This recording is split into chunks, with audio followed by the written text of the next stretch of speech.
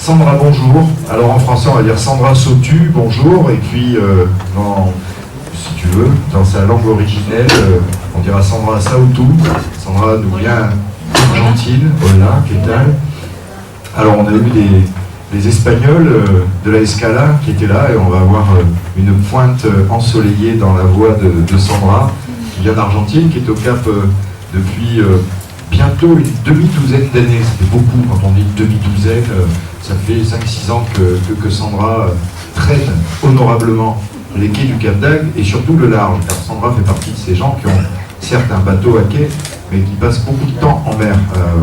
À ton actif, Sandra, l'Atlantique en long, en large et en travers, pour de vrai, hein, tu as fait l'Atlantique un petit peu dans tous les sens. Tu connais la Méditerranée comme beaucoup de gens connaissent la sortie du port Fort-Brescou. Oui, beaucoup. Par cœur non, par cœur, non. Je regarde aussi les cartes. J'oublie aussi les noms des ports. Et je connais bien la Méditerranée. J'adore la Méditerranée. Et ton truc, au-delà d'être la mer et la navigation, on l'a bien compris, c'est de la formation aussi, et tu vas nous parler plus précisément de mouillage et de communication sur le bateau. Oui, j'ai choisi... Je peux expliquer? Ok. Voilà, merci. Et bienvenue à tous. Je suis surprise que vous êtes si nombreux. Ça m'a fait un peu peur. Et merci à tous pour être venus, merci à la CEDIAL et à l'association des professionnels de nautisme pour nous donner à tous l'opportunité d'être communiqués avec le public.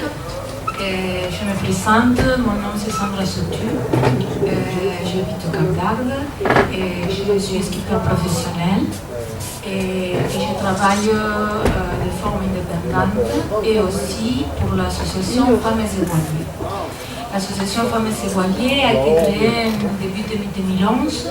C'est une petite association pour le moment. Elle grandit chaque année un peu plus.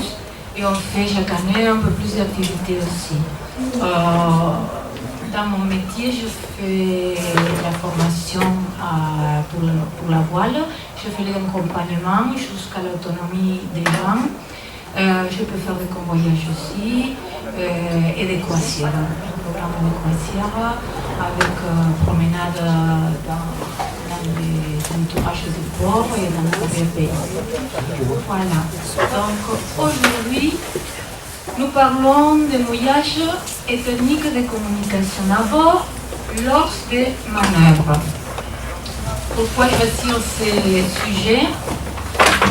D'abord, c'est un sujet intéressant, que je vois que ça donne des fois un peu de problèmes quand on commence à souffler et on entend facilement que les bateaux glissent vers l'arrière, l'ancre ne tient pas bien au fond. Et pourquoi le mouillage? Parce que c'est un moment, une manœuvre où on a besoin aussi de bien communiquer. Pas tellement pour mettre l'ancre, comme je vais expliquer après, sinon pour l'élever.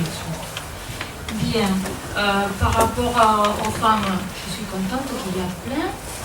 Et par rapport aux hommes, aussi, je suis contente qu'il y a beaucoup d'hommes. Je travaille beaucoup avec des couples et je peux dire qu'il y a beaucoup d'hommes qui communiquent très bien à bord. Et les gens, ils arrivent à être tous heureux à bord du voilier. Donc, pour ça, on va parler des mouillages et des communications. Il va y avoir une partie technique pour expliquer ce qu'on a besoin pour faire le mouillage.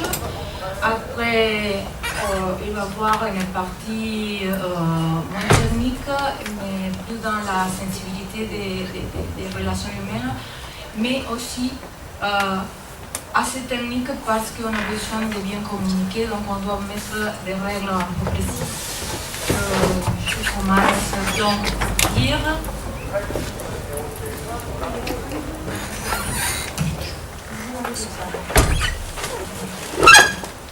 Et la définition de mouillage, c'est l'action d'immobiliser un bateau en mer. Un mouillage, on dit que le fait à l'ancre. On utilise l'ancre avec tous les éléments qui accompagnent l'ancre, la chaîne, la brosse, le guidon. Et aussi, c'est le mouillage quand on prend une bouée, un coffre ou un fleur de mouillage. Dans cette conférence, on va traiter surtout, et uniquement parce que c'est assez long, la première partie, c'est utiliser l'encre et la ligne de mouillage. Voilà. Et je vous invite à tous, j'aimerais bien, avant de continuer, tout le monde a des bateaux. Qui a des bateaux?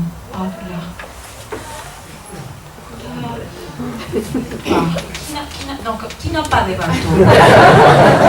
Voilà. Qui n'a pas navigué encore? Voilà. Qui pense avoir un bateau avant la fin de l'année? Bien, il y a... Voilà, très bien. Donc, donnez-moi votre expérience quand on aura... Vous pouvez intervenir.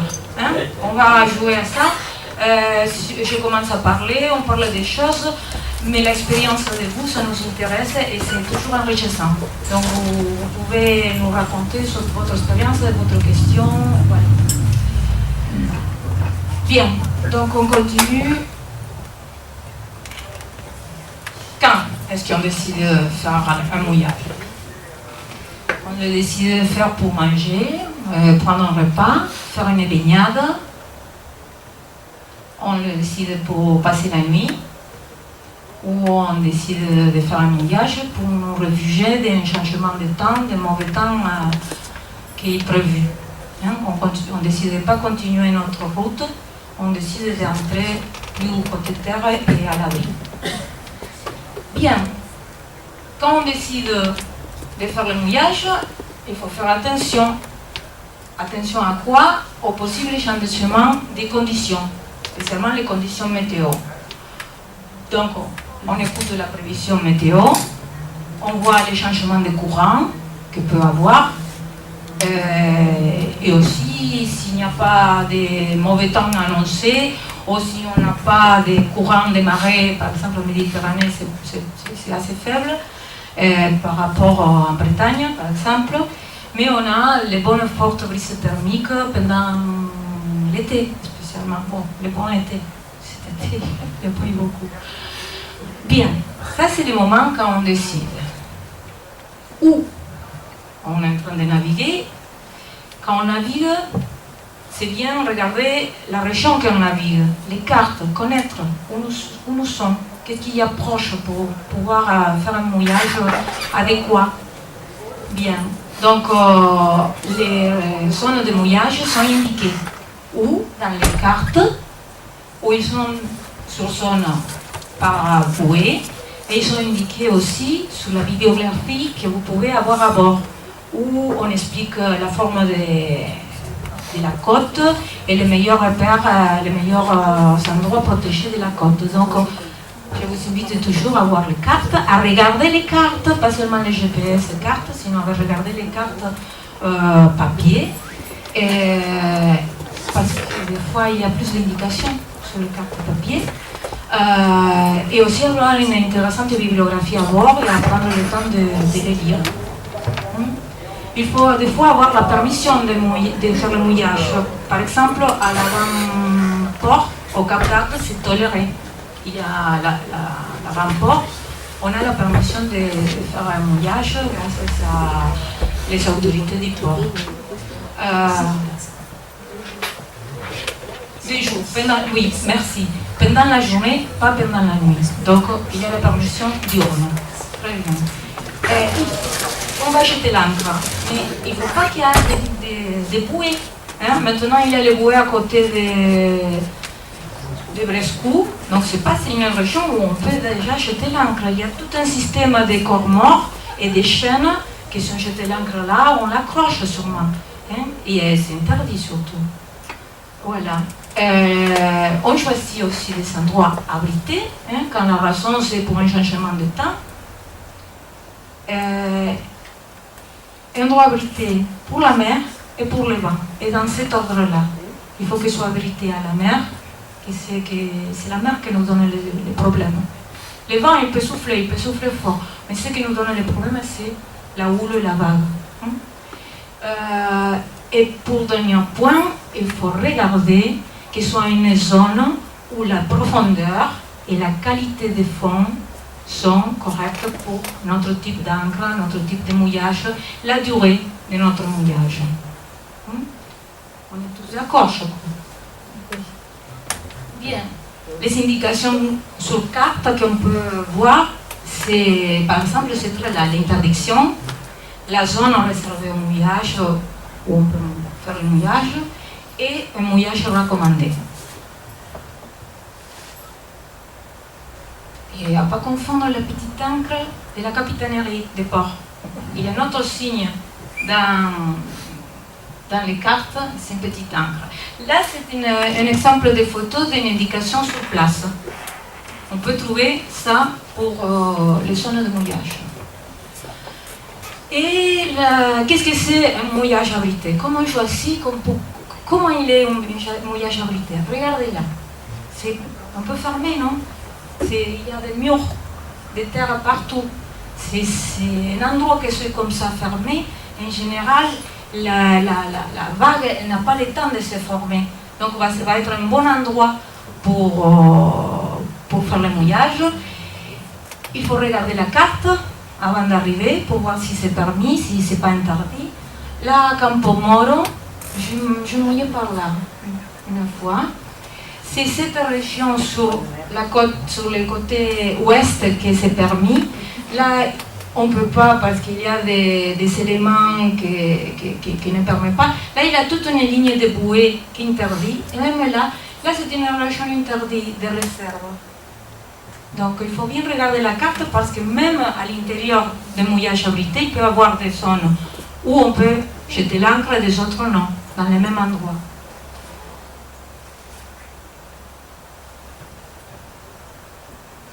Si on regarde la carte, si on est par là, proche de Campomoro, on regarde la carte, bon, on est à certaines distances convenables de Campomoro pour arriver à bon moment.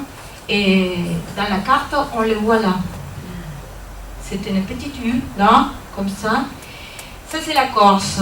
La île, elle est de ce côté à l'est.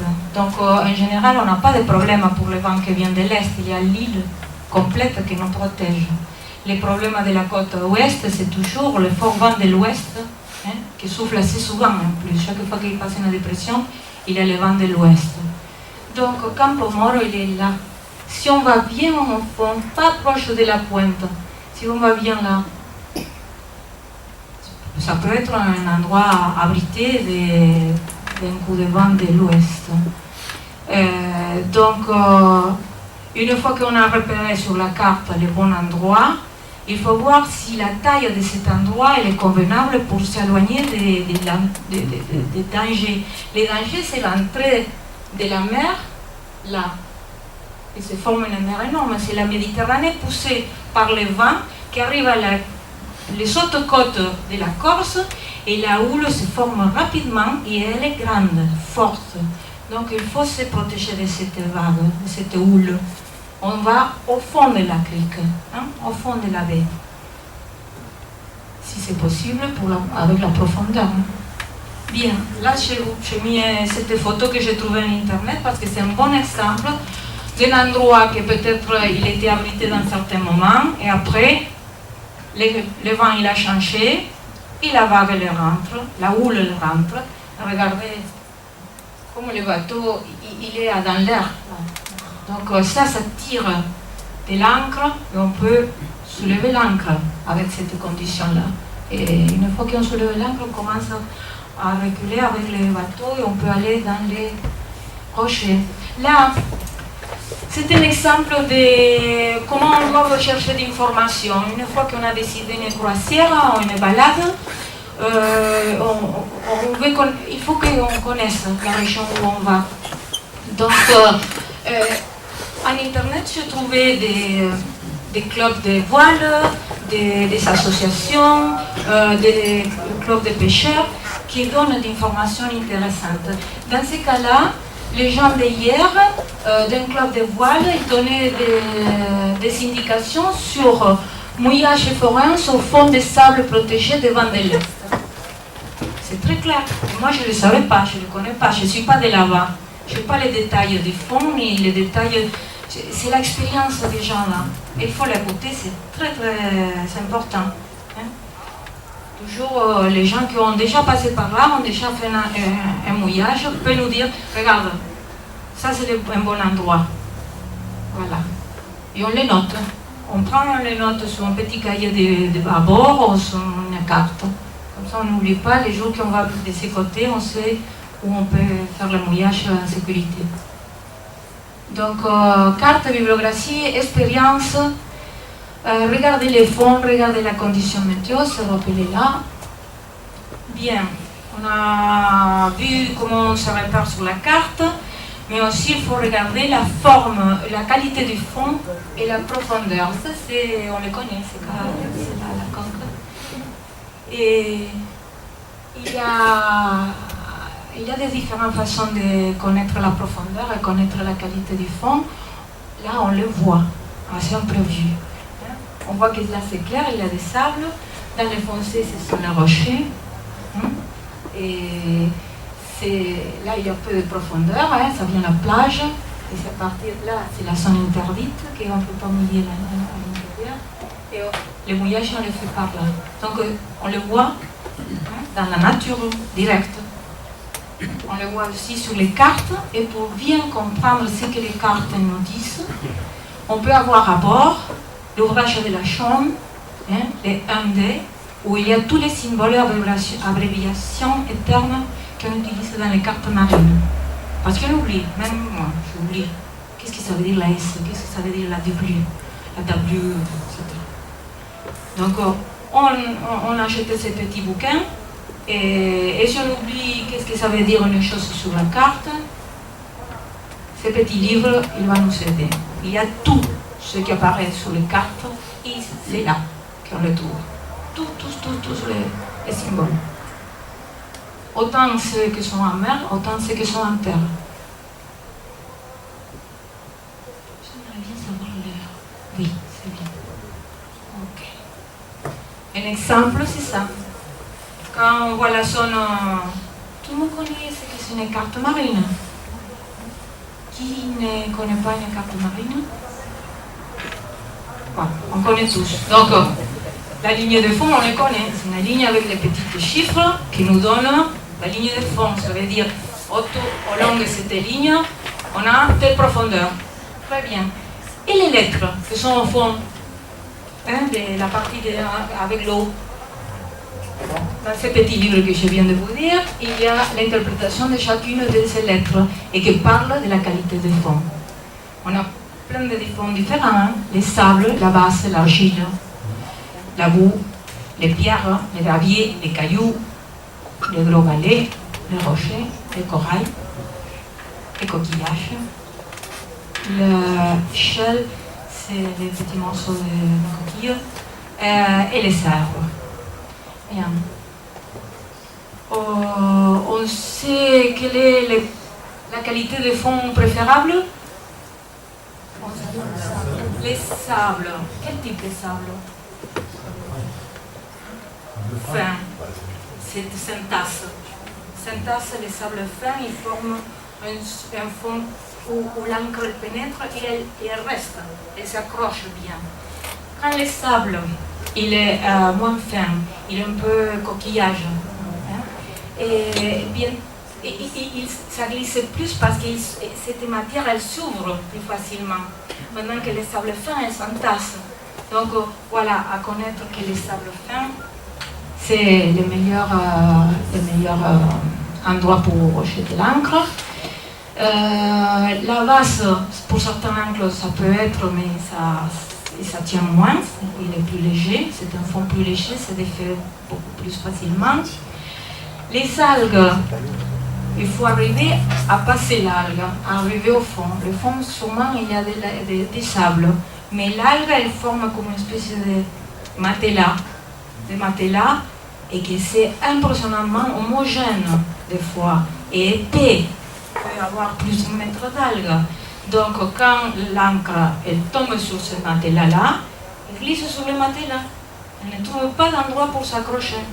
Et l'algue n'est pas trop solide, donc si elle accroche un peu dans l'algue, l'algue plus tard ou plus tôt va s'arracher, va se casser. Donc l'encre ne va pas tenir. Voilà. Les rochers, c'est compliqué. C'est compliqué pourquoi? Parce que si bien l'encre peut prendre bien sur un rocher, après pour la sortir, c'est très difficile. Oui. Et les éléments qui viennent après de l'encre aussi peuvent être endommagés par frottation sur les cailloux, sur les pierres. Donc c'est un peu compliqué. Il faut surveiller plus souvent si on passe longtemps dans des endroits rocheux. Il faut surveiller un peu la ligne, qu'elle ne s'endommage pas ou qu'elle ne tourne pas autour des gros cailloux, par exemple. Voilà. Et les corals, maintenant, il faut sensibiliser les gens à essayer de ne pas arriver sur des endroits de corail et jeter l'encre parce qu'on casse cet animal qui prend tellement de longtemps à grandir et qu'il faut le protéger parce qu'il souffre beaucoup à cause de notre pollution. Voilà. Donc, où? On est en train de penser où?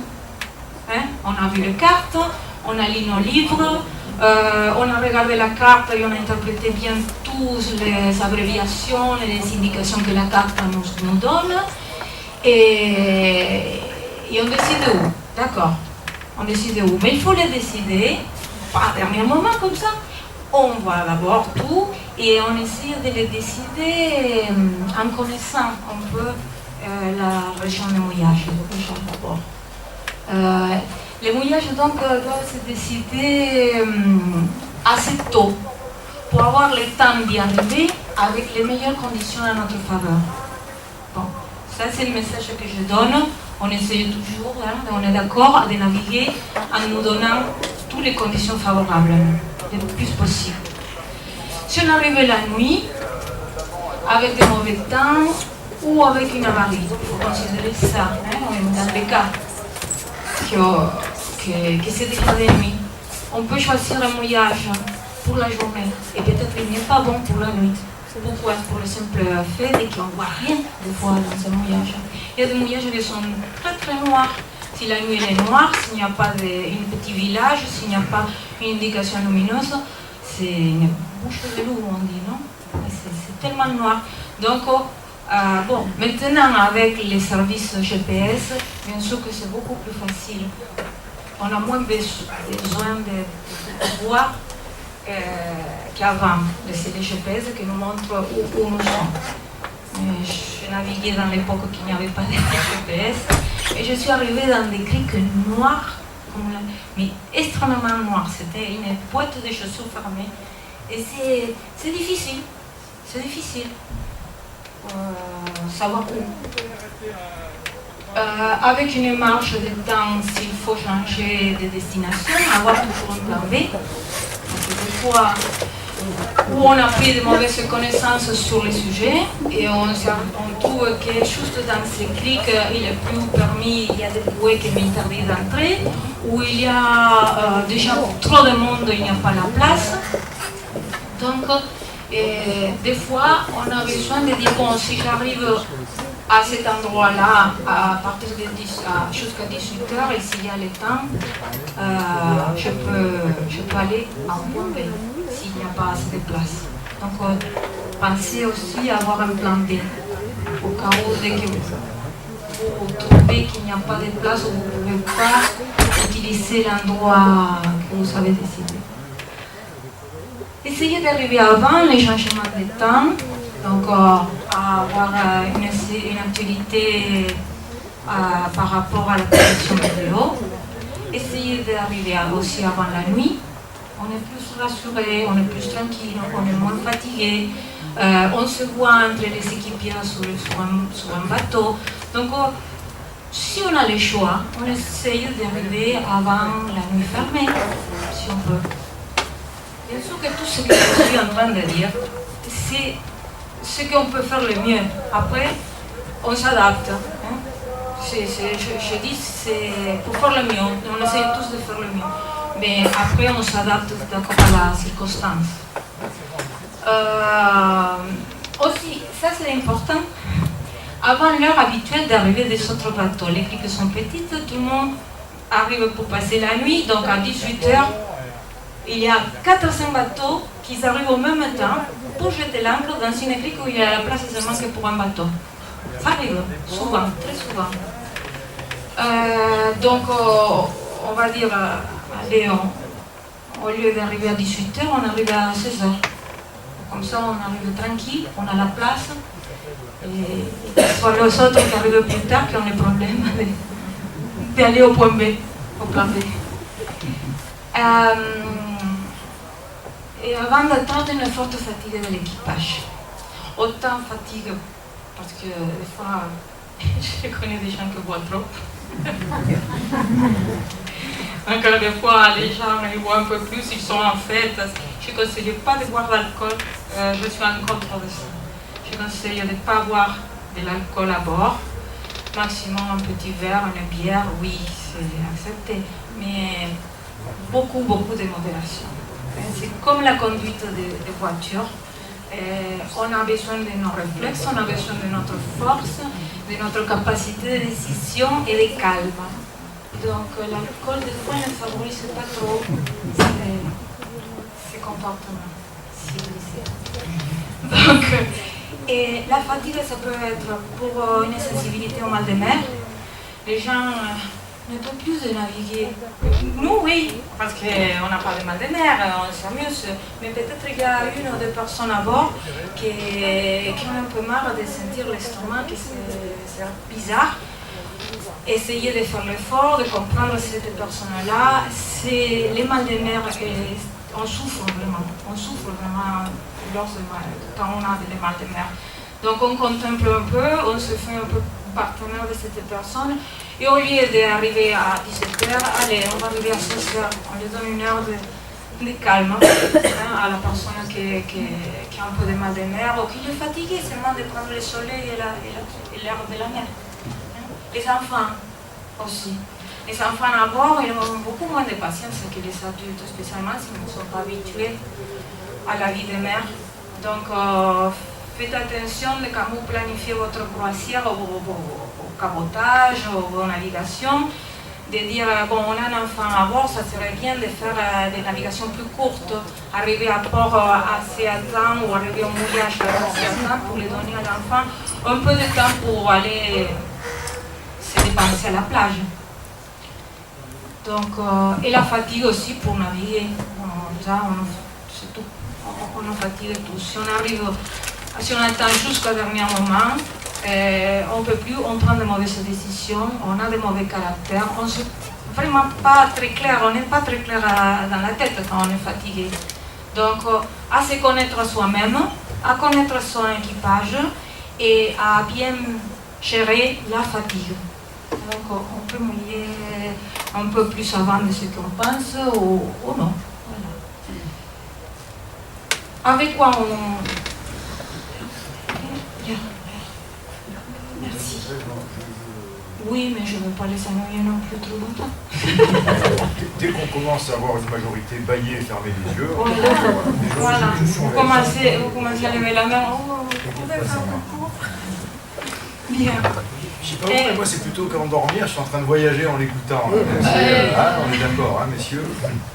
Et j'ai préparé la conférence en pensant qu'il y avait moins de monde navigateur. Donc peut-être je dis des choses que vous connaissez déjà. Mais ça fait du bien aussi de rappeler. Bien. Avec quoi on fait un bon voyage? Avec un bon choix, au beau temps, à bon moment. Avec une bonne ligne de mouillage, on va voir ce que c'est une ligne de mouillage. Et avec une bonne procédure, la manœuvre. Comment on installe cette encre au feu. Et pourquoi? Pour être fier de tenir là. Regardez cette image, j'adorais cette photo. Bon, je fais une recherche en internet pour cette photo, c'est pas même photo, hein. Je m'excuse que je n'ai pas tellement de photos. Mais ça, c'est un endroit abrité. Regardez les vents la visibilité est nulle, ça souffle là, mais la vague elle est petite, donc c'est un endroit bien choisi. Et les bateaux s'ils tiennent, c'est parce que la manœuvre elle était bien faite, l'ancre elle est bien au fond, bien accrochée au fond. On peut passer par là. C'est qui a passé pour une situation comme à peu près comme ça? Un fort coup de vent au mouillage. Très bien. 3 à 4 personnes. Combien d'entre vous, vous savez, comment se dit Déraper, merci. Excusez-moi, des fois j'oublie les mots, pas seulement en français. J'oublie les mots. Donc, combien d'entre vous ont dérapé? Une fois, 1, 2, 3, 4, 5, 6, 7, 8, 9, 10, 11, 12. Bien. C'est pour ça que vous êtes là.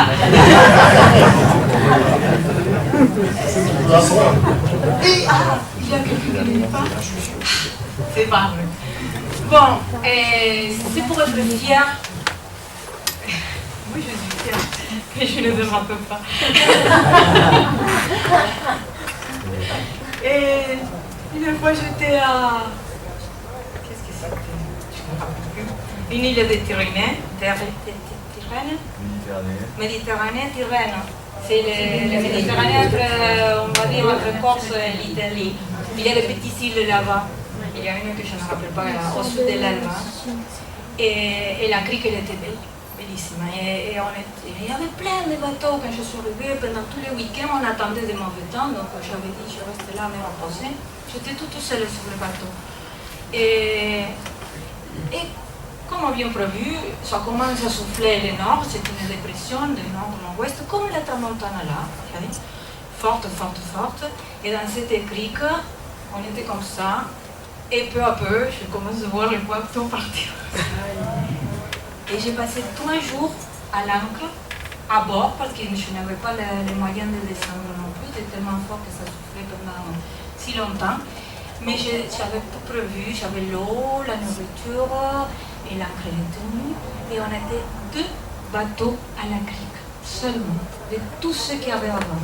C'était tous des bateaux de voyage et peu à peu ils sont partis. J'étais fière de bien tenir là. J'ai entendu le beau temps pour continuer mon voyage. Je peux le raconter maintenant. Bien. Ligne de mouillage. Donc, on parlait avec quoi? Avec la bonne décision, avec le bon matériel, avec la bonne procédure. La bonne décision de l'endroit, on a déjà parlé, comment savoir, etc. Et la ligne de mouillage tient compte depuis l'ancre jusqu'à ce qu'il y a sur le bateau. Tout ça, c'est la ligne de mouillage. Et là, il y a la représentation de l'oreille, que c'est une voûte avec une bouée qu'on utilise des fois pour marquer la position de l'ancre. Je vais parler un peu plus sur ça. Donc, on va voir tout ça. Ça, c'est un peu technique. Bien. Là, j'ai mis une image de la ligne de mouillage. Il y a l'ancre, la chaîne, les voûtes. Hein? Ça, c'est la partie sur le bateau. Il y a la baie de mouillage, les guindeaux et les daviers. À respecter les passages et les stockages, la symétrie des efforts pour préserver la résistance à la rupture des éléments de la ligne. Donc, quand on installe tout ça, quand on construit pas la ligne de mouillage, mais quand on choisit un bateau, à bien tenir en compte la capacité de notre baie de mouillage. Et quand on installe ou on réinstalle les choses, à bien tenir en compte aussi la symétrie de cette ligne pour les efforts. Les efforts sont énormes. Ça, c'est la ligne de mouillage avant l'ancre. Il y a les câbleaux. Il y a une union entre les câbleaux et la chaîne qu'on peut faire avec une écosse, ça veut dire une espèce de boucle qu'on a au câbleau. Les mérillons qui permettent de tourner indépendamment la chaîne du câbleau. La chaîne proprement dit. La manille à vis dans ces cas-là, là on peut mettre un émerillon aussi. Moi, il y a des gens qui ne l'aiment pas. Mais moi je l'aimais bien, là, un émerillon. En général, on dit que l'émerillon il est moins costaud. Il est un peu plus faible qu'une bonne manille. Mais dans ma petite expérience, il y a des fois que on utilise la ligne en grande longueur, il est là, ils sont là, Claude et Dominique. Voilà. Claude et Dominique, on a parlé de ça l'autre jour. Quand on sort toute la ligne de mouillage, des fois la ligne de mouillage, la chaîne elle se tourne et chaque fois qu'on remonte l'encre, elle est à l'envers. Ça vous est arrivé? Oui. Très bien. Quand on met les mérillons là, on résout ce problème plus facilement. Parce que l'encre, quand elle va arriver vers le bateau, elle est pensée, elle est étudiée avec une distribution de poids et un centre de gravité qui fait qu'elle se met dans la position correcte. Et même si elle ne se met pas, parce que l'encre peut-être elle n'est pas si bien pensée ou les conditions ne le permettent pas de tourner, c'est beaucoup plus facile de la tourner s'il y a un émerillon à cette place que s'il n'y a pas. Donc, dans mon expérience, je préfère un émerillon entre la chaîne et l'encre. Là, l'effort de traction auquel est soumis un bateau est une fonction de la longueur du bateau et de la vitesse de vent. Là, j'ai mis deux exemples. Un bateau de 10 mètres, un bateau de 12 mètres pour différentes vitesses de vent. Ça, c'est la traction, c'est l'effort qu'il y a sur la ligne de mouillage. Regardez comment il se multiplie presque par 15 quand on arrive au vent fort. Regardez, là, ça multiplie déjà par 10. Entre une brise de 15 et un coup de vent de 40. Ça multiplie par 10. Donc, à bien tenir en compte la taille qu'on choisit pour nos éléments de mouillage. Il faut qu'ils tiennent jusqu'à 60 si c'est possible. Quand on fait les études, quand on va jeter l'encre, quand on va mettre la chaîne ou les câbleaux, on demande au vendeur de ses capacités de chaque élément. Par exemple là, je parle un petit peu de chaîne. La chaîne, il y a... Bon, en Europe, c'est très rare, je crois, trouver des chaînes pas millimétrées en terre, on la voit. Mais en mer, tous les sujets pour les accastillages, ils vendent des chaînes millimétrées. Existe la chaîne qui n'est pas mesurée, calibrée. Ah, j'ai mis millimétrée, c'est calibré en français. Très bien. Elles doivent être calibrées pour bien travailler avec les guindeaux. Sinon, elles n'entrent pas dans les guindeaux. Donc on choisit, en Amérique du Sud, et c'est plus souvent trouver de la chaîne pas calibrée dans l'ambiance marine des fois. Ouais. La charge maximale de cette chaîne-là, elle est à peu près, de pas cette chaîne-là de 10 mm, en général de toutes les chaînes de n'importe quel millimètre, quelle taille. La charge maximale, c'est la moitié de la charge de rupture. Dans une chaîne de 10 mm, on a une charge de rupture de 5000 et une charge maximale de 2500. Mais ne crois pas que c'est si loin que ça. Hein? Regardez, là avec un bateau de 12 mètres, on est déjà à 2200. Et la charge maximale de la chaîne de 10 mm, c'est à 2500. Je sais pas pourquoi.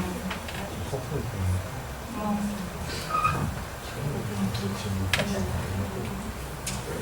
Elle est occupée là, Sandra. Oui, je sais. Elle vous rappellera plus tard. Ouais. Voilà. Il a entendu. Bien. Et aussi, il faut tenir en compte, des fois, on choisit une chaîne plus épaisse, parce que quelqu'un nous conseille, parce qu'on veut être sûr de la charge de rupture, mais elle pèse beaucoup. Il faut tenir en compte aussi, parce que dans les bateaux, c'est tout un équilibre, c'est une balance. Autant pour poupo que de l'autre sens aussi, c'est toujours une balance.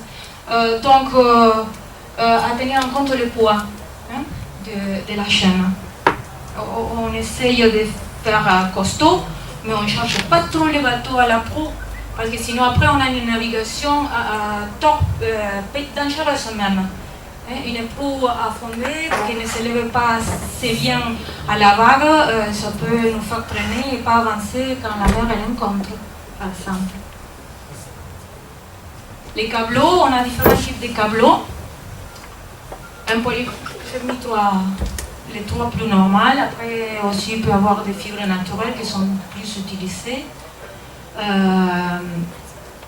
Quand on achète un câbleau, on doit tenir en compte, bien sûr, on en tient en compte toujours les coûts, la flottabilité, la résistance, l'élasticité, la résistance à frottement, la résistance au soleil et la résistance au choc. Dans ces trois cas-là, c'est les nylons qu'on conseille pour faire le moulage. Les nylons, il y a un coût moyen, il n'est pas flottable, il va au fond. La résistance, on considère qu'elle est excellente par rapport aux autres deux. L'élasticité, on considère qu'elle est excellente aussi. La résistance au frottement, elle est assez bonne. La résistance au soleil aussi. Maintenant, les fibres synthétiques sont traitées spécialement contre les UV. La résistance au choc, c'est aussi intéressant de regarder. Parce qu'on compacte des fois les câbleaux de mouillage. Ou au fond, il peut s'accrocher à des choses, donc il peut souffrir au fond. Il faut qu'il soit résistant. Donc on conseille les nylons. J'ai mis par exemple un de 14 mm, c'est approprié par un bateau de 12 mètres, comme on avait vu dans la page antérieure, pour être à peu près de la même résistance à la rupture que la chaîne. Voilà. C'est toujours en général les câbleaux il est plus faible que la chaîne. Mais on essaie de faire une ligne assez homogène. Mais bien sûr, ce sont dans les oignons où il y a la faiblesse. Donc c'est là qu'on surveille et c'est là qu'on essaie de mettre de bons matériels dans les oignons. Ça c'est des types d'oignons. Il y a des manilles. Ça c'est une épuisure avec cosse.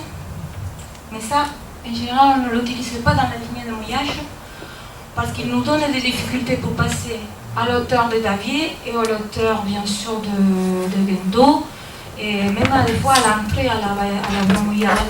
Ça prend un volume trop grand.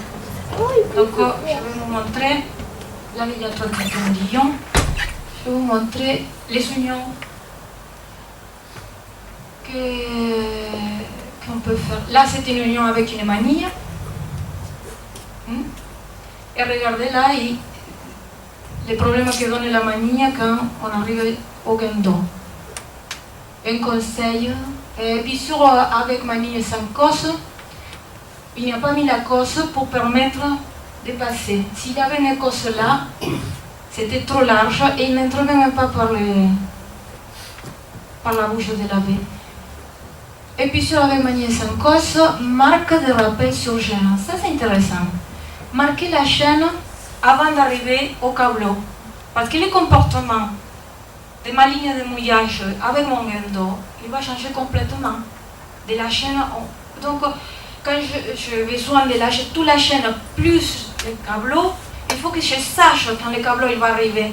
Donc quelques mètres avant, je mets une marque sur la chaîne pour savoir que le câbleau il est proche. Comme ça, on évite, si on ne veut pas, parce que des fois, on a une ligne de mouillage qui nous donne des problèmes à ce point-là. Et on essaye d'éviter d'arriver au câbleau. Et des fois, on ne contrôle pas bien la quantité de mètres, on ne sait pas bien si on est proche ou pas proche de l'union des câbleaux.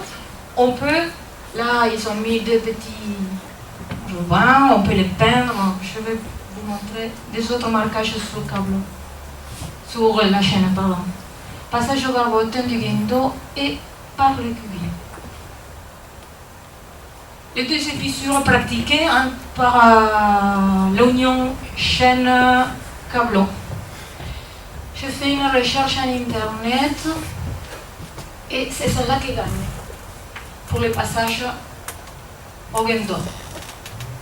si bien ils disent qu'il faut surveiller le frottement à ce niveau-là, à ce niveau de l'oignon. Mais chaque quelques temps, chaque 300 par exemple, chaque 200, on coupe et on refait pour avoir toujours les câbles en bon état là, que c'est le point faible de cette union.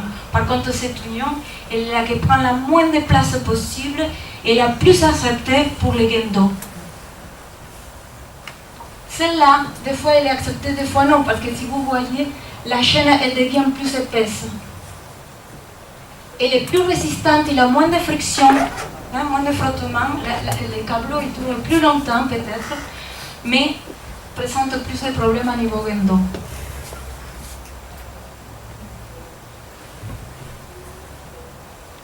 Et ça, ce sont les types de marquages sur la chaîne qu'on vend aux accastillages, mais si on peut choisir de mettre un ruban comme dans le cas antérieur, que je ne conseille pas trop parce que tout ce qui est ces fils, ça peut donner des bruits. Donc on essaie de faire les choses compactes, peindre avec une bonne couleur bien brillante et de plusieurs couleurs différentes. À 5, chaque 5 en rouge, chaque 10 en bleu et chaque 50 en 50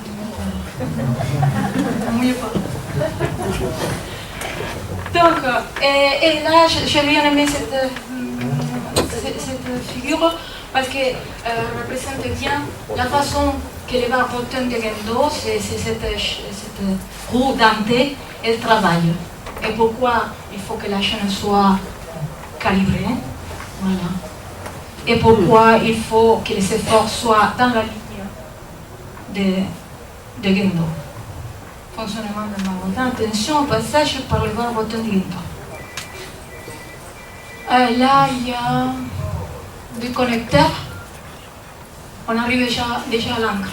Donc, que je dis de mettre un connecteur rotatif. Et là, il y a un autre type de connecteur encre-chaîne. Et donc on arrive à l'encre. Bon, ça c'est une encre traditionnelle pour apprendre un petit peu le nom des parties d'une encre.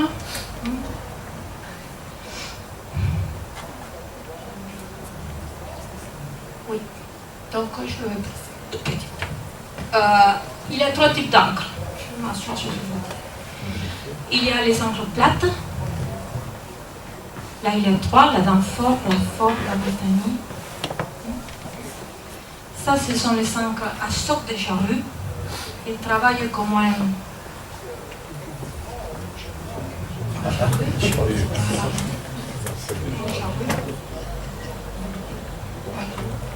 La Delta, elle est très connue pour avoir de bons résultats. Et les encres opposées au soc de charrue, que selon les tendances sont les meilleures pour tenir au fond. Parce qu'ils n'ouvrent pas la matière du fond comme les encres de charrue. L'encre de charrue, quand elle travaille, elle ouvre la matière elle se déplace vers les 2 côtés de l'encre. Pendant que celle-là, opposée à soc de charrue, elle entasse la matière du fond et elle fait son propre frein. Voilà. Et vous pouvez aller sur internet voir les conditions de chacune des caractéristiques. Ils sont très conseillés ce type d'encre. Qu'est-ce qu'il faut voir sur l'encre? Sa résistance, sa taille, son poids. C'est très important le poids par rapport au bateau. Et son stabilité. On essaye de donner des poids sur la pointe pour qu'il rentre dans le fond et il arrive à accrocher facilement. Et aussi son stabilité, qu'elle ne tourne pas de côté et elle glisse sur le fond. Donc tout ça c'est étudié quand vous allez acheter un encre, regardez tout ça, c'est informé pour le constructeur. Celle-là, par exemple, elle a décidé de mettre un demi-cercle là pour mettre un peu moins de poids sur la pointe. C'est la pointe. Donc elle a distribué les poids différemment pour faire un peu moins lourd l'encre seulement. que ce soit plus facile à gérer. Et la brousse, elle commence à plus être utilisée parce que vraiment, elle ne passe pas. Il y a la matière qui passe par là. Hein? Elle n'arrive pas à faire d'un tas. La brousse commence à être obsolète. Et les encres légères, hein, dans certains cas. Les encres légères, dans certains pays, c'est interdit de les utiliser comme encre principale. Sont très bien conseillées. Moi, je les utilise comme encre secondaire. Mais il faut savoir bien les utiliser, bien les accrocher à fond. Une fois qu'ils s'accrochent à fond, ils tiennent autant qu'une encre de notre matière, de notre galvanisée. Voilà. Et elles sont très très fortes. Et très malléable, c'est facile parce qu'elle pèse beaucoup moins, c'est très pratique pour pouvoir la déplacer sur le bateau par exemple. Donc je travaille avec une Fortress, avec très très bons résultats, mais la procédure elle doit être respectée pour qu'elle accroche. Et dans les cas des algues, bien sûr qu'elle ne va pas au fond, elle manque de poids. Voilà, donc attention aux algues surtout. Mais ce sont de bons éléments. Les encres rapins, on dit c'est plus dans les petits bateaux. Là, il y a des guides des encres, voilà, la taille du bateau, le poids de la... Ça, vous pouvez les trouver chez les constructeurs ou les vendeurs. Quelle encre pour mon bateau, selon la taille du bateau. J'ai mis en rouge les trois plus utilisés. Le rhin. Le rhin, c'est peu utilisé, mais c'est hyper pratique. J'ai mis les deux cas de rhin. Un qui va jusqu'au bateau et il sert pour récupérer l'ancre le jour qu'on enlève le mouillage. Et celui-là pour indiquer la présence. Là, c'est une méthode qui ajuste son hauteur par rapport à la profondeur. Là, il y a un bois et là, ça circule librement. Donc, il est toujours à la hauteur précise. C'est conseillé l'utilisation de rhin. Évite que notre personne vienne acheter l'encre à travers de mon mouillage. C'est assez pratique. Combien d'histoires d'encre croisée on a? Hein? Voilà. Les daviers, il y a de plusieurs types. Moi, je conseille éviter les choses comme ça, petites, courtes. Là, dès que la chaîne elle prend un angle différent que la ligne d'axe du bateau, il a une tendance à se sortir de là. Donc, essayez de trouver une chose longue par l'avant, hein, pour tenir la chaîne vers le côté. Voilà. Et surtout, si vous avez assez d'argent pour l'acheter, avec une bascule qui nous aide à positionner l'ancre et à recevoir l'ancre de forme facile, sans besoin de la tenir, de la pousser, voilà. Les guindeaux, on a des axes verticaux et des axes horizontaux. Axe vertical, axe horizontal, ça, il prend beaucoup plus de place à cause des moteurs. Ça, sont plus pratiques pour l'installation. Il y a seulement qu'avec des barbotins, et il y a avec des barbotins et des poupées. La poupée, c'est pour prendre les câbles. Et après, on passe au barbotin. Mais, dernièrement, les barbotins sont mixtes. Ça veut dire qu'elles reçoivent autant la chaîne que les câbles. Donc, c'est bien, c'est facile. Je conseille ce type-là. Pourquoi? Il y a une raison physique. La chaîne, elle vient sur le bateau. Elle tombe vers le bas. Le plus normal, c'est ça. Elle tombe vers le bas. Elle passe par le barbotin et elle est déjà en place pour tomber au fond de la baie de mouillage. Donc si j'aurais à choisir un, je choisis l'axe horizontal.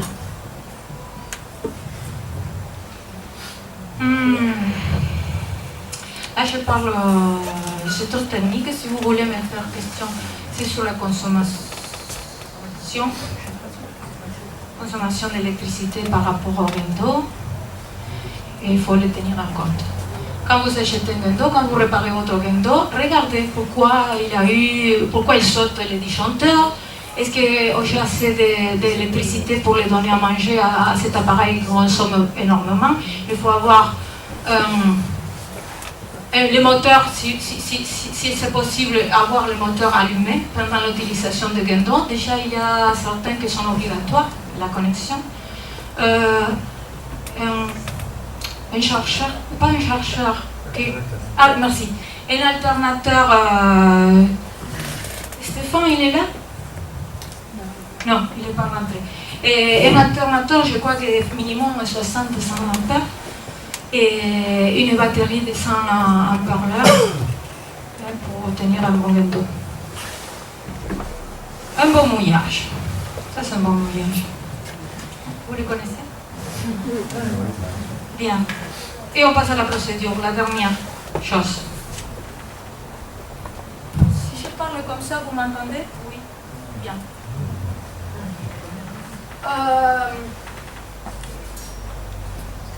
Oui. Non, mais c'est toi. Donc, avant de faire le mouillage, on sait la profondeur où on veut faire le mouillage. Je décide, j'ai 2 mètres de tirant d'eau, donc je vais faire un mouillage 4. Je laisse en dessous de ma quille facile 2 mètres. 1,5 mètre si vous voulez, non pas max. Il y a un bateau moteur qui passe, ça souffle un peu de vent, il commence à avoir une vague. Une vague tout de suite, c'est demi-mètre, 1 mètre, même ça quand dans mauvaises conditions. Un bateau moteur fort, avec des puissances, ça fait tout de suite une vague énorme. Donc à quoi toucher au fond?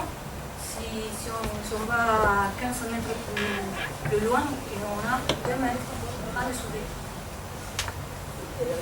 Assez de longueur des chaînes au câbleau pour permettre le bon travail de l'encre. Si on met une longueur de 2 profondeurs, regardez la position. 3. Elle est déjà dans les fonds. 4 et 5, 7 et 10. C'est là qu'elle est parfaite. C'est là les 100% de résistance. On ne met jamais dit il faut avoir énormément de place. Mais essayez de rester un peu par là, au moins.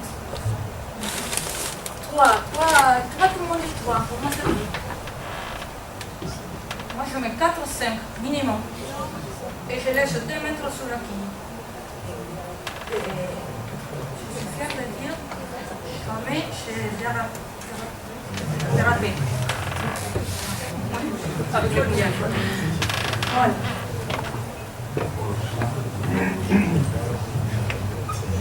J'ai pris cette photo parce qu'elle est intéressante. C'est une photo de l'activité de mon encre au fond. Regardez comment elle s'incruste, elle va au fond. Elle est même capable de disparaître au fond si on fait un bon mouillage. Et c'est là qu'elle travaille. Et après on les laisse assez de câbles, assez de chaînes pour éviter que l'effort soit vers le haut. Il faut que l'effort soit toujours horizontal. C'est là que l'encre, elle tient l'encre. Elle est pensée pour ça. Elle va s'incruster de plus en plus maintenant. Il y a 40 nœuds, il va avoir 50, il va avoir 60, et elle va tenir, elle ne va pas casser. On a jusqu'à 5000 kg de force pour tenir, elle ne va pas casser. Elle va s'enfondre, elle va tenir. Il faut la faire tenir. Il faut lui donner assez de bouts et des câbles pour que les forces horizontales. Et donc là, un petit diagramme que j'ai trouvé. Là, il y a la boule. Ce monsieur n'a pas de problème. L'effort, il est toujours horizontal. Hein. Et celui-là qui a mis un peu moins, hop, tout de suite, l'effort, il est vers le haut, vertical. Donc l'encre, bien sûr, elle ne fait pas son travail. Elle peut peser ce qu'elle veut, mais elle décroche. Et ça suffit en balle. Et un peu de force devant. Et mes bateaux, il peut toujours, ça pèse quelque chose et ça prend le vent, le bateau. on décide de faire le mouillage, on doit respecter l'espace qu'on va utiliser pendant notre mouillage. Donc, on tient en compte combien de temps on va faire le mouillage et les changements de vent pendant qu'on est dans ce mouillage-là. Hein? Si c'est pour 1 heure, je ne me préoccupe un peu moins parce que je suis sur le bateau, je regarde toujours, je n'ai pas à surveiller, j'ai à surveiller seulement 1 heure. Mais si je reste 1 semaine, je ne vais pas surveiller 1 semaine, donc respecter les cercles d'évitage qui est mis sur les, depuis la position de l'ancre accrochée au fond jusqu'à la poupe du bateau. Hein? Donc faites la compte, hein? C'est facile, quelques dizaines de mètres. D'accord, à la profondeur que vous avez choisie. C'est pour ça que c'est bien choisir pas trop de profondeur non plus. Parce que sinon on doit lâcher trop de chaînes et notre cercle d'évitage est énorme. Ça nous manque de l'espace dans la crique. Et aussi, quand on doit remonter tout ça à bord, c'est pas la même chose 20 mètres de chaîne que 50. Donc on essaye de laisser 2 mètres sous la quille, mais pas à 5, c'est possible. 2, 3. Ça, on n'a pas le choix. Et là, j'utilise cet Scoutorama. C'est un site que j'ai trouvé, mais l'image, je l'ai volé l'image pour expliquer. Là, il explique à la voile, regardez comment il y a des petites voiles, mais c'est très proche de ce que j'explique pour faire un moteur. Donc, j'ai choisi mon endroit de mouillage, mais à l'endroit de mouillage, je dois décider aussi où je veux que mon ancre accroche. C'est ça que je décide. Où mon ancre va être accrochée. Ici, n'est pas à peu près. Je décide l'endroit là. Pour ça, on se prend le temps. Donc on rentre à la baie de mouillage, on regarde les autres bateaux, il y a la place, il n'y a pas la place. Je communique avec mon équipier, c'est là, regarde. Là maintenant, c'est là que je veux l'ancre. Et je fais le tour, et je commence ma manœuvre pour mettre l'ancre là. Et j'arrive, hein, si on peut, si on le fait assez bien, on arrive à peu près. Et comme ça, tout le monde sait où on veut l'ancre. Pourquoi? Parce que si on regarde qu'il y a des sables, plein de mouillage, on peut voir le fond. Donc on choisit dans tout l'algue, il y a un beau morceau de sable, c'est là que je veux mon ancre, qui l'accroche. Donc, j'ai décidé ce cercle-là, à peu près. Et donc, là, il y a un courant qui va de gauche à droite. La direction de vent va de nord à sud. Je rapproche le bateau. Le courant, il va me pousser vers la droite et le vent, il va me pousser vers l'arrière. C'est vrai? Donc, de ce cercle-là, je vais appointer à l'angle haut et à gauche, parce que les deux forces en action, vent et courant, ils vont me pousser vers l'avant. Donc, je m'approche à cette position-là. Une fois que je m'approche sur cette position-là, qu'est-ce que fait le courant? Il déplace le bateau tout vers le... Hein, mais il ne modifie pas trop son axe, son angle. Par contre, le vent, il fait que la proue, elle tombe au vent. La proue au vent, on dit, on fait le mouillage avec la proue au vent. Oui, mais combien de temps ça dure la proue au vent? Bon, tout de suite, on par là ou par là-bas. C'est pas une position stable, proue au vent. Mais on utilise ces moments peut-être pour laisser le bateau aller à droite ou à gauche.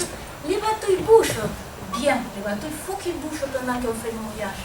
Pourquoi? Parce que si on reste statique et on lance l'ancre là, l'ancre, ça se fait un tas, et l'ancre, la chaîne, elle se fait un tas, l'ancre, elle n'accroche pas. Donc on laisse, oh, c'est pas grave. Le bateau, il va tomber doucement. Bien sûr, on fait la manœuvre de plus en plus rapide, mais sûr qu'il y a plus de vent ou plus de mer et que le bateau, il tombe plus rapidement. Donc, on arrive, c'est là que je vais jeter l'ancre. J'arrive, je considère les forces du vent et du courant. Je me place, je laisse le bateau s'arrêter. Et une fois qu'il commence à reculer, ou à droite ou à gauche, peu importe, c'est là que je jette mon ancre, je la laisse.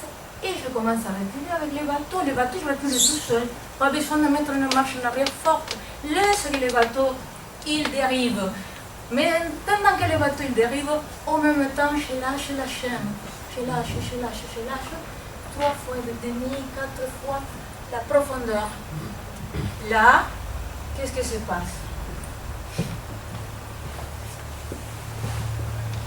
Là, si je bien fait les choses, l'ancre commence à présenter la pointe vers l'intérieur. Et ça commence à freiner le bateau. Le bateau, il se freine, tiré par l'ancre de la proue. Qu'est-ce qu'il fait? Il se met au vent. C'est le premier indice que le bateau commence à bien accrocher, que l'ancre commence à bien accrocher. Premier indice. Donc, 3,5, 4 longueurs, où on se met au vent. Premier indice. On commence à bien faire la manœuvre. Une fois qu'on s'est mis au vent, on commence à être content. Ça va sortir bien. L'ancre est aux cheveux, le bateau il est face au vent, ça veut dire qu'il est tenu vers la proue. On lance encore une autre profondeur, une autre longueur de profondeur. Ça veut dire si j'étais à 3, je passe à 4. Si j'étais à 3,5, 4, je passe à 5. C'est bien, 4 ou 5 fois la profondeur, c'est très bien. À ce moment-là, il est face au vent avec 4 ou 5 fois la profondeur. Là, je déplace l'effort de la chaîne vers mes taquets. Parce que je veux venir faire de la force sur ce système-là. Je prends un bout, ou deux, je les accroche de certaine façon avec un nœud ou avec un bras de fer. Merci. Avec un bras de fer. Mousquetons, j'essaie de l'éviter, sont plus faibles et ils s'ouvrent et se ferment. Je veux une chose ouverte. Oui, une manille. Non, pas une manille, la manille en ferme. Une main de fer. Comme ça. Ou un nœud. À garder la symétrie. Les efforts déplacés sur les côtés, sur les deux taquets de la même façon ou sur le taquet central. Pour que l'effort soit en harmonie avec la symétrie du bateau. Et là, je commence à faire une marche arrière un peu douce et modérée. Pas encore les gros coups. Donc, les bateaux ne se déplacent pas, donc j'arrive à... et là, je ne me déplace plus. Je prends des repères perpendiculaires à moi, toujours pas les repères là-bas. Ça ne me sert à rien si je les toujours là, mon repère. Non, il faut que je sois à travers. J'essaye de prendre un autre bateau, par exemple. Je prends mon repère là et si je ne... ma marche elle est mise, je tiens. Oh, je commence à être contente encore. Contente. Allez, et la troisième indice, c'est le coup de l'arrière. Je n'ai pas peur. Je commence à augmenter le moteur vers l'arrière, vers l'arrière, vers l'arrière. Ça commence à trembler pour l'effort, la chaîne s'étire, donc ça tremble un peu. Peut-être l'ancre aussi, ça recule un petit peu, ça tremble. Et d'un coup, on se tremble. Mais c'est comme ça, vous sentez ça. C'est pas des paroles. Faites-le, et après vous me racontez. Tout ça, ça se passe. Tout ça, ça se passe, et on a mis une puissance énorme. L'ancre, elle est bien au fond, bien accroché, et les vents ils peuvent souffler, que je vais tenir. Bien. On finit, des communications, je n'ai rien parlé. N'oubliez pas de mettre la boule noire ou le feu la nuit. La communication, elle est super importante parce que, vous voyez, j'ai fait le mouillage, je suis seule là-bas, pas besoin. Je vais au proue, je laisse mon bateau de vélo, je laisse l'ancre. Non, je peux le faire toute seule. Je n'ai besoin de personne. Mais pour le monter, il faut attendre que la chaîne soit verticale devant. Parce que mon guendo, il fait la force pendant un certain moment. Et si je dois encore traîner le bateau, je l'épuise. Et si je fais des mouillages souvent, il va se vieillir très vite. Donc, j'essaie de mettre la chaîne en verticale. Donc, à ça, je dois avancer des fois avec un petit aide de moteur. Petit, on ne lance pas le bateau vers le vent. On ne démarre pas, on n'a pas de vitesse. Hein? On est là, quand on va trop en avant, ne mettez pas la marche en arrière. Coupez, mettez un point mort et laissez le bateau venir tout seul. Parce que si on met la marche en arrière, on fait encore un autre effort sur le guendo. soignez votre window, c'est cher. Et on doit communiquer. Donc pour cette vitesse nécessaire pour que la chaîne soit perpendiculaire, verticale à l'avant, il faut communiquer par signe. Il faut avancer. Ça, c'est la direction qu'il faut avancer parce que la chaîne elle part vers là-bas ou vers là-bas. Il ne faut pas avancer. Je fais comme ça ou je fais comme ça. C'est à vous de décider. Mais vous décidez avant de faire le mouillage. Avant de sortir en croisière, vous parlez à votre équipage. Dites comment on va dire ça, comment on va dire ça. Vous faites votre propre code, des codes précis. Ça veut dire n'avancez plus, mais pas une autre chose. Ça veut dire seulement ça. Hein? Donc ne confondez pas, utilisez les termes corrects. Ne criez pas, on ne s'entend pas. L'autre il est à la pointe, le vent il souffle, on va parler. On parle le moins possible, on parle avant. Avant de partir du port, on parle. Hein? Pendant toute l'année, on a parlé. Quand on fait la croisière, l'heure de manœuvre, on parle le moins possible. Par contre, les mots sont peu et précis. Et les gestes sont prioritaires au moins. Parce qu'on ne s'entend pas, donc on crie vite. Et on se sent crier de suite, dès qu'on monte la voix. Non? Mais il n'y a pas de mauvaise intention, des fois c'est parce qu'on ne s'entend pas. Voilà. Donc, je finis. Se préparer à l'avance, distribuer et maintenir les tâches pendant les manœuvres, connaître la procédure. Tout le monde doit savoir ce qu'on fait. Tout le monde. Même si ce n'est pas ma tâche, il faut que je sache ce que fait l'autre. Ça, c'est communication. Priorité aux gestes et aux paroles. Établir un code au langage précis. S'il y a des mots aussi qui soient précis. Stop, libre. Voilà. Ça veut dire que je l'informe au monsieur qui est à la barre, ou à la dame qui est à la barre, que le bateau, il peut partir de la crique. Donc, à lui de décider de prendre la route. Communiquer avec les bons termes, ne pas appeler une chose autre. Utiliser les intermédiaires compétents, ça veut dire des fois entre la proue et la poupe, il y a une longue distance, donc je mets un équipier au milieu, au cas où que j'ai besoin de qu'il communique quelque chose. Avoir confiance. Qu'est-ce que tu fais, Eleanor? Voilà. Non, laisse-le. Laisse-le. Moi, je tiens le bateau, je contrôle qu'il ne va pas sur le caillou, mais je fais confiance, lui, il est en train de monter l'ancre. Je n'ai pas besoin de savoir ce qu'il fait, il sait ce qu'il fait. Utiliser les pilotes automatiques et des autres aides aussi. On s'en sert de notre technologie. Voilà. Merci.